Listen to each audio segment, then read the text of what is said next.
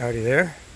This sort of serves as a channel introduction slash sort of summary of plans of the channel and other ideas.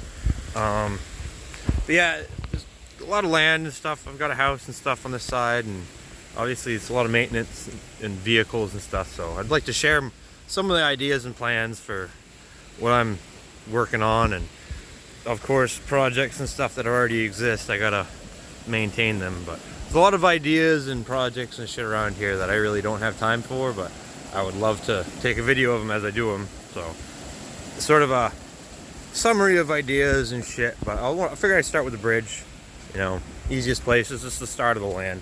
You know, this is the far northeastern side of the, let's see, surprises in the northeastern corner of the yard.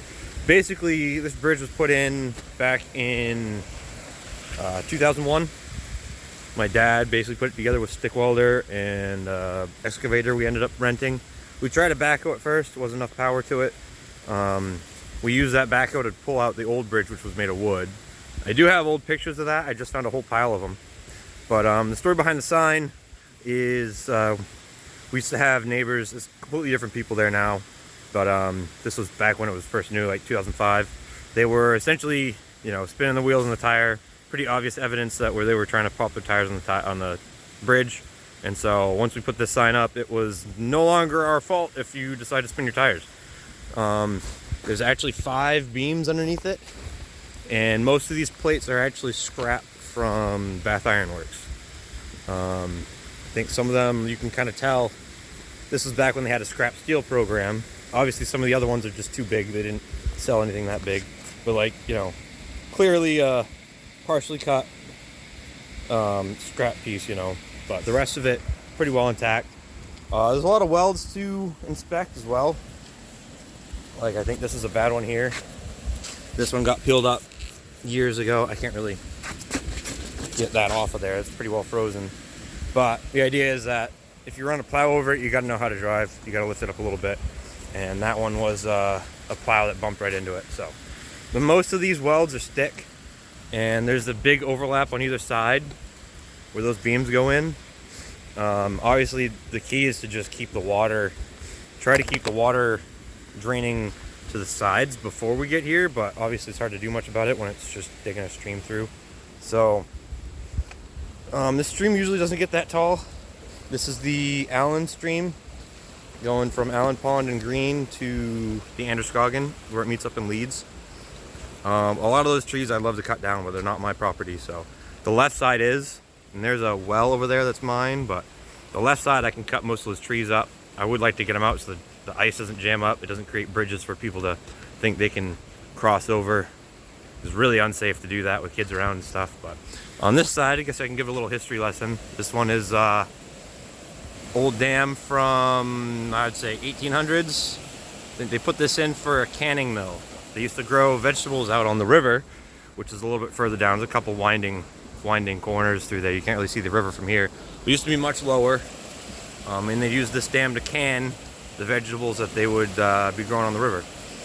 And so this ended up getting bought up by CMP for the dam project.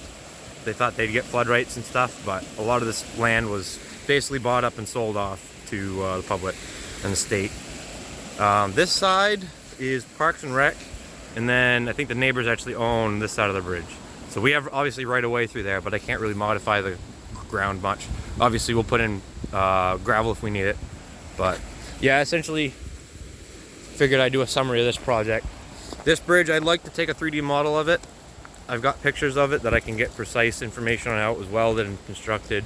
I've got a better idea of how to weld now. So if a repair does need to be done, I can use flux core. Gas shielded flux core, dual shield's what you want. You don't really want normal flux or stick anymore. You can get away with stick, but I would much rather make sure this is properly welded with flux core dual shield instead of stick or any other type of welding I really don't trust. This is all thick enough that realistically that 100% of this can be flux core welded, dual shield flux core. I don't think solid wire would be a good idea. 70S is a little bit on the brittle side. It doesn't have as much anti-corrosives. But yeah, most of these welds, I mean, you look close, they're not bad. Those are all stick, you know. These aren't terrible, but they're they definitely have some age to them. That's kind of the issues. Like, I don't see any porosity. You could probably grind that and you'd be fine. There's like 3 layers on a lot of these too. But these T-bars, that's basically what they are. The T-bars sticking out. There's beams underneath each of these seams. I'm pretty sure you put them directly underneath each seam. So this has a bar, this has a bar, this has a bar, and this has a bar. And there's one down the center. It's easier to see here. Yeah, that's really hard, basically fucking frozen. But a lot of these are pulling up too, so there's separation here. I can almost stick my finger in there, in between the two. So there's some major issues I gotta make sure I go through. That looks like a crack to me, cracked weld. But again, if I'm gonna set this up, I have to set up probably temporary power on that electrical pole to run a feeder, and then obviously setting up a safe spot for welding is a little difficult with the angles that we're working with. There's another reason why I'd like to buy at least some of this land. I would like to purchase at least a couple feet off of that, maybe to that rock, a couple feet off the telephone pole, so I own the telephone pole, and then just right to the driveway. You know, I'm not interested in clear cutting anything. I'm not interested in any of the other bullshit. Mostly interested in just maintaining the road. Then obviously, like, that side of the river, at least just, you know, right up to the edge of the river would be fine. I think beyond that, yeah, there's a line somewhere else down there, but I'm pretty sure it's all privately owned down that way. So, not looking to freaking go crazy with owning a bunch of shit, but it would be nice to be able to work a little bit more of this area. Yeah, same with, like, I'd have to talk to Parks and Rec about pulling all the trees out. I don't see any issues with those being there. It just looks kind of nasty compared to if it was a maintained forest.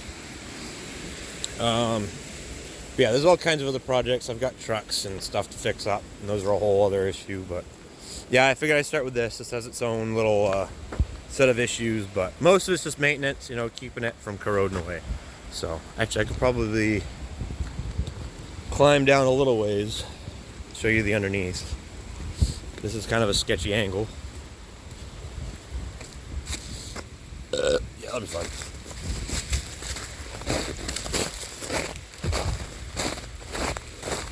As you can see, those bars are pretty tall. I don't have a precise measurement on them. 2 feet. I haven't really seen how thick it is. Whoops. Bounce. But yeah, some of those are actually welded together too. There's 2 bars there. Paint's still good on it. I don't see a huge amount of corrosion in the spots where it is corroded, you know. But yeah, T-bars, pretty straightforward. They're not super thick, but you know what I mean? Like, that's enough to hold that steady. Pretty good welds on the angle bar. That angle bar is not like super thin, but those welds fucking filled right in. Most of those are all fillets, so there's no butts to cut in between there. Everything has enough reveal to be a fillet weld.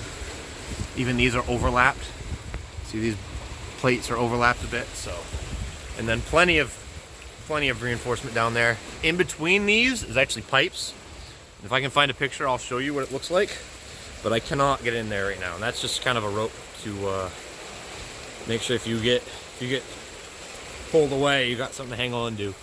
It's more of a marker to show you that it's what the height is of the water. But yeah, we've had it pretty close to the top of those rocks there. So, and I have plenty of cement built up in there. There's a couple cracks you can see, but everything's pretty well settled in. Nothing's really shifted around at all. The only thing movement I've seen is driving the tractor directly over these I-beams. You do hear something move around a little bit, but I haven't seen, again, just one of those things you check those welds every once in a while. I haven't seen any cracks at all. You can see some pin numbers there too. Pretty easy to tell that was a scrap piece from somewhere. See if I can get her on the other side here. Climb back up without falling over. This side is too tall. Can't really climb down there. I'll climb down over here though. Oh, that's too steep for me. And we had a beaver, of course, wiping out all our friggin' trees, so it's even better. there's not really much for ice over here. It's pretty well packed ground, so I'm not worried about stepping on snow. It's right there, I'd be worried. Yeah, Beaver, he's having fun. Yeah, same idea. Same construction on this side. They have a lot of cross supports and stuff. Those are fully welded, two sets of T-bars there. That I-beam is actually 2 T-bars welded on either side. I didn't realize it's flat in the web. I don't think I can get any closer. Step over this a little bit, but I'm gonna try to get just an under shot. It's a little sketchy, but try to get those pipes. You know what I mean? Yeah, I don't see the pipes. Really hard to see in there. Hard to get close without falling in the water. But thankfully it's pretty warm right now. I wouldn't be worried about falling into ice and shit, so.